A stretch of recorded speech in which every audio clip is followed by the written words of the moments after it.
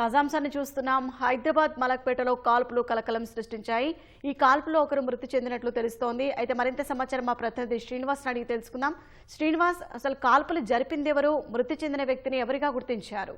వద్ద ఒక వ్యక్తిపై గుర్తు తెలియని వ్యక్తులు, కారులో వచ్చిన గుర్తు తెలియని వ్యక్తులు కాల్పులు జరిపారు. అతను చందు నాయక్ గా పోలీసులు గుర్తించారు. అతను స్థానిక సిపిఐ నేత అని చెబుతున్నారు. అయితే ఇంకా ఈ విషయంపై పూర్తిగా స్పష్టత రావాల్సి ఉంది.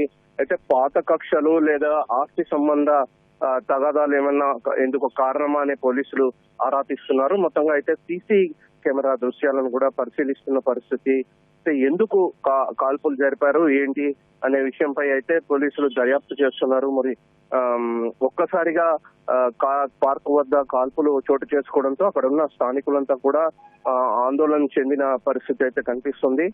మొత్తంగా అయితే ఈ ఘటనకు సంబంధించి పోలీసులు పూర్తి స్థాయిలో దర్యాప్తు అయితే చేస్తున్నారు.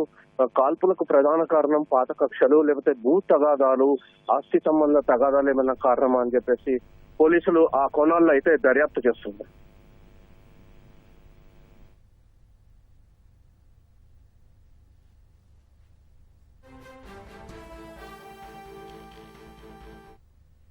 ధన్యవాదాలు శ్రీనివాస్.